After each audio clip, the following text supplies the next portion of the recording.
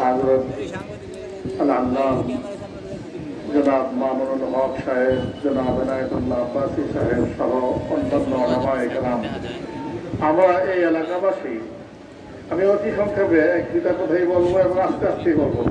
আমি আপনাদের ঘরের সন্তান, অতএব নতুনভাবে কোনো কিছু চিনার নাই। 2-3 বছর আগে সিরিয়াল দিয়ে যাদেরকে ওয়াজের জন্য দাওয়াত দিতে হয়, 2-3 বছর আগে সিরিয়াল দিলে বলে পাওয়া যায়, সেই মানুষগুলোকে 2-4 ঘন্টার নোটিশে আমরা পেয়ে গেছি। হযরত আব্বাসী সাহেব কিন্তু 3-4 বছর পর্যন্ত কি খিলাফ হয়ে গেছে তার ডায়েরি, মামুনুল হক সাহেবের তো কথাই নাই। তাহলে এই মানুষগুলোকে অল্প সময়ের নোটিশে আমরা পেয়ে গেছি, এলাকাবাসী খুশি কিনা? এটা আমাদের সৌভাগ্য। এত বড় বড় মনীষীদেরকে আমরা আমাদের মাঝে পেয়েছি। এই জন্য ভাইদেরকে বলবো, এদিকে সেদিকে ঘোরাফেরা না করে সামনে আসেন। ওনাদেরকে দেখলেও কি হবে ইনশাআল্লাহ, লাগলেই যাবেন সব। এখন আমরা আজকে সর্বপ্রথম যাদেরকে স্মরণ করব তারা হলো ওই সমস্ত যুবক, কিশোর, ছাত্র ছাত্রী যাদের রক্তের বিনিময়ে আমরা ইন্ডিয়ার নাগপাশ থেকে আমাদের দেশটাকে দ্বিতীয়বার স্বাধীন করতে পারলাম।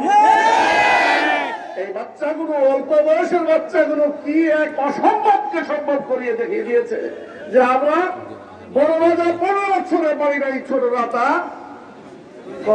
1 থেকে 1.5 মাসের মধ্যেই 40 দিনের এক চিল্লাও লাগে নাই।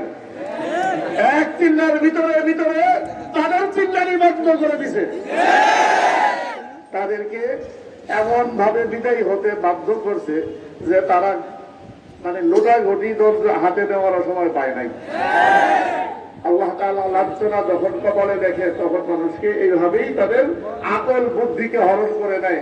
তারা জগদ্দল পাথর হয়ে 15টা বছর পর্যন্ত যেই ফেরাউনি কর্মকাণ্ড চালাইছে, তারা মাত্র 15 দিনের ব্যবধানে এখান থেকে লেজ গুটিয়ে পালাইছে। এতে আমরা সবাই খুশি, কিন্তু এই খুশির সাথে সাথে একটা জিনিস লক্ষ্য রাখতে হবে। বিশেষ করে আমাদের এলাকার ভাইজানকে আমি বলছি, মেহরবানি করে মুরব্বী যারা আওয়ামী লীগ করতেন, যারা আওয়ামী লীগকে সাপোর্ট করতেন, আমাদের আত্মীয় স্বজন যারা কোনো অন্যায়ের সাথে ছিলেন না, যারা কারোর সাথে জোর জুলুম করে নেই, কারো জমি দখল করে নেই, বাড়ি দখল করে নেই, কারো ইজ্জত নষ্ট করে নাই, ওই সমস্ত মুরব্বীদের সাথে কেউ যেন বেয়াদবি না করি। কথা মনে থাকবে তো ইনশাআল্লাহ? আমাদের এই আত্মীয় স্বজন মুরব্বী কেরাম যারা আছেন, তারা আগের চাইতে আরো বেশি সম্মান নিয়ে এই এলাকায় বসবাস করবে। আর এটা নিশ্চিত করার দায়িত্ব এই এলাকার বিএনপি, জাতীয় পার্টি, জামাত ইসলামীর সকল যুবকদেরকে নিতে হবে। আমরা এই এলাকায় এমন কিছু করবো না যেন মানুষ আঙ্গুল উঠায় বলতে পারে যে ওই দেশে মুফতি সাহেবের এলাকায়, ওই দেশে ওখানে কি হইতেছে, জোর জুলুম করা হচ্ছে না, এটা হতে দেয়া যাবে না। আমরা সম্প্রীতিতে বিশ্বাসী।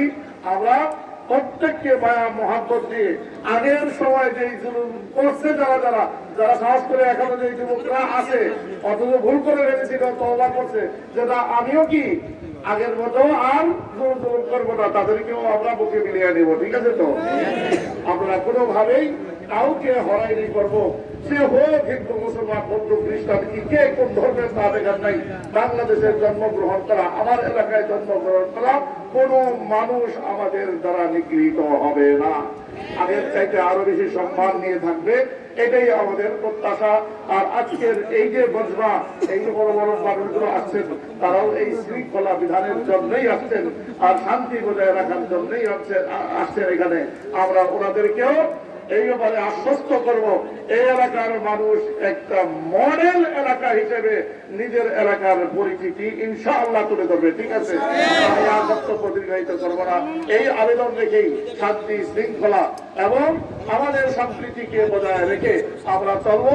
কাউকে আঙ্গুল উঠানোর সুযোগ আমরা দেব না। একটা কি সোনার দেশ হোক, শান্তির দেশ হোক, বৈষম্যবিহীন একটি সুন্দর ইসলামী দেশ হোক। আস্তে আস্তে আমরা ওদিকেই ইনশাআল্লাহ পা বাড়াবো। আল্লাহ আমাদের সকলকে তৌফিক দিক। আসসালামু আলাইকুম ওয়া রাহমাতুল্লাহি ওয়া বারাকাতুহু।